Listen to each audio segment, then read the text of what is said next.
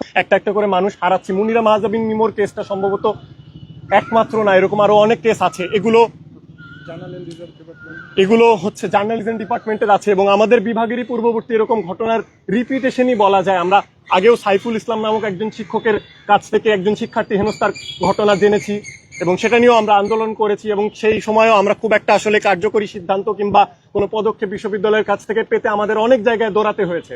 আমরা জানতে চাই, যদি বিশ্ববিদ্যালয় শিক্ষার্থীদের পারপাসই সার্ভ করে, শিক্ষার্থীদের জীবনই যদি সহজ করা তাদের উদ্দেশ্য হয়ে থাকে, তাহলে আমাদের এই ভোগান্তির ভিতরে বারবার এই প্রক্রিয়ার ভিতরে কেন পড়তে হয়? আজকে আপনাদের এখানে উপস্থিতির জন্য আপনাদের সবাইকে ধন্যবাদ জানাচ্ছি। আমরা আশা করব আমাদের দাবি দেওয়ার সাথে আপনারা একাত্মতা পোষণ করবেন এবং আমাদের সাথে কথক বিশ্বাস আছেন, উনি এই মুহূর্তে কথা বলবেন। এবং আপনাদের আরেকটা বিষয় জানাতে চাই, আপনাদের এখানে অনেকেই উপস্থিত হয়েছেন যারা বিভাগের শিক্ষার্থী না, তারাও যদি এটার সাথে একাত্মতা পোষণ করে এবং এই বিষয়ে কোনো কথা বলতে চান, ইউ আর মোস্ট ওয়েলকাম। আগে আমরা কথা বলি, তারপর আমরা ফ্লোর ছেড়ে দিব। আপনি প্লিজ আমাদের সাথে যোগাযোগ করবেন, আপনি এখানে আপনার দাবিগুলো জানিয়ে যাবেন। ধন্যবাদ।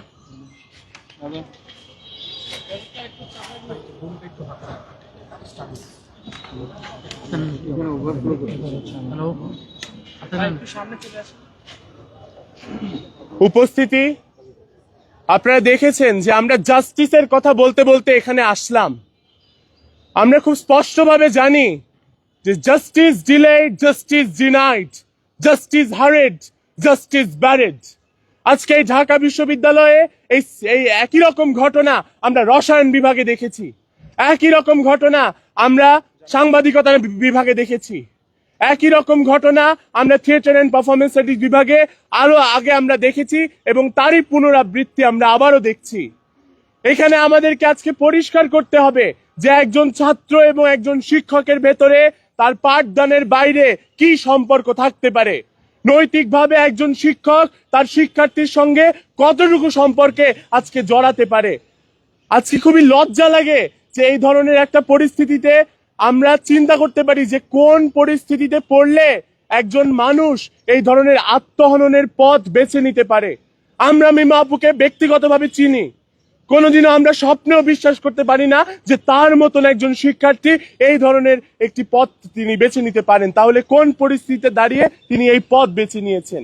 সুতরাং পরিষ্কারভাবে আমরা যেটা দেখেছি যে শিক্ষকের সঙ্গে তার যে ব্যক্তিগত সম্পর্কের বিষয়টি উঠে এসেছে, এটি কোনোভাবেই কাম্য না। এবং আমরা যে দাবি জানিয়েছি যে এই শিক্ষকের পরে আসলে এই বিশ্ববিদ্যালয়ে পাঠদানের কিংবা এই বিশ্ববিদ্যালয়ের সঙ্গে সম্পৃক্ত থাকার লেজিটিমেসি আর থাকে কিনা সেটিও আমরা পুনর্বিবেচনা করতে পারি। একই সাথে আমি ভারাক্রান্ত মনে একটা কথা বলতে চাই যে যেইভাবে সোশ্যাল মিডিয়ার ট্রায়াল শুরু হয়েছে এই বিষয়টি নিয়ে, এটি আমাদের কাছে অত্যন্ত ন্যাক্কারজনক। আজকে আমরা দেখতে পাচ্ছি যে আপনারা দেশের শীর্ষস্থানীয় মিডিয়ার আপনারা কর্মীরা উপস্থিত হয়েছেন। আমরা কৃতজ্ঞতা জানাতে চাই আপনাদের কাছে। আপনারা আমাদের যে দাবি, আমাদের যে বক্তব্য, সেটা আপনারা পরিষ্কারভাবে জানতে পেরেছেন। এই সোশ্যাল মিডিয়ার ট্রায়াল বন্ধ হোক। একজন মানুষ মারা গিয়েছেন, তার যে সম্মান, সেই সম্মান যেন আমরা বজায় রাখি, এতটুকু অনুরোধ আমরা করব। উপস্থিতি, আমাদের আজকের এই যে সমাবেশ, এখানে আমাদের সঙ্গে সংহতি জানাতে উপস্থিত হয়েছেন ঢাকা বিশ্ববিদ্যালয় কেন্দ্রীয় ছাত্র সংসদ ডাকসুর পরিবহন সম্পাদক আসিফ ভাই। আমি অনুরোধ করব ভাইকে কিছু বলার জন্য।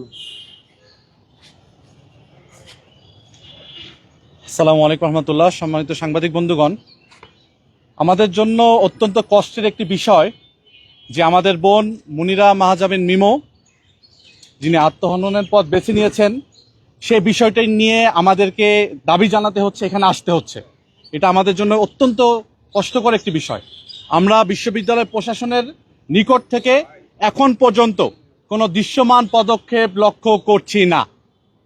যে বিশ্ববিদ্যালয় শিক্ষার্থীদের জন্য নয়, যে বিশ্ববিদ্যালয় প্রশাসন শিক্ষার্থীদের জন্য নয়, তাদেরকে আমাদের কোনো প্রয়োজন নেই। যদি তারা আমাদের শিক্ষার্থীর যে ঘটনাটি ঘটেছে এর বিষয়ে সুষ্ঠু তদন্ত সাপেক্ষে অতি দ্রুত কার্যকর পদক্ষেপ নিতে না পারে, তাহলে আমরা শিক্ষার্থীরা যে আন্দোলনের সাথে তারা যে ঘোষণা করেছে সে লড়াই আমরা চালিয়ে যাব। ইতিমধ্যে তারা বলেছে, থিয়েটার এবং পারফরমেন্স স্টাডিজ যে বিভাগ, তারা বলেছে 7 দফা দাবি এবং এই দাবির অংশ হিসেবে সকল একাডেমিক কার্যক্রম বর্জনের ঘোষণা দিয়েছে শিক্ষার্থীরা। আমরা ঢাকা বিশ্ববিদ্যালয় কেন্দ্রীয় ছাত্র সংসদ ডাকসুর পক্ষ থেকে শিক্ষার্থীদের এই দাবির সাথে আমরা সংহতি জানাচ্ছি এবং যে 7 দফার যে দাবি রয়েছে এই দাবির প্রত্যেকটি বিশ্ববিদ্যালয় প্রশাসন মানবে এবং অভিযুক্ত যে শিক্ষক সুদীপ চক্রবর্তী তাকে অতি শীঘ্রই আইনের আওতায় নিয়ে আসতে হবে সুষ্ঠু তদন্তের মাধ্যমে। আমরা বিশ্ববিদ্যালয় প্রশাসনের পক্ষ থেকে এখন পর্যন্ত কোনো আইনানুগ ব্যবস্থা, কোনো ধরনের কোনো উদ্যোগ আমরা লক্ষ্য করছি না। আমরা বিশ্ববিদ্যালয়ের মাননীয় ভিসি, প্রক্টর মহোদয় সকলের কাছে যাচ্ছি, আবারও যাব। আমরা আপনাদেরকে সাথে নিয়ে আমরা আবারও যাব এবং সার্বিক বিষয়গুলো আপনাদেরকে অবহিত করব। আমরা আশা রাখবো যে অভিযুক্ত শিক্ষক সুদীপ চক্রবর্তী তাকে সকল ক্লাস পরীক্ষা থেকে বাইরে রেখে তাকে আইনের আওতায় নিয়ে আসতে হবে সুষ্ঠু তদন্তের মাধ্যমে এবং প্রত্যেকটি বিষয় আপনাদেরকে অবহিত করা হবে।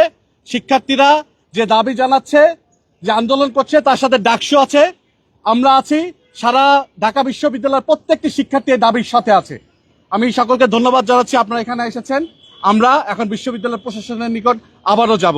ধন্যবাদ সবাইকে।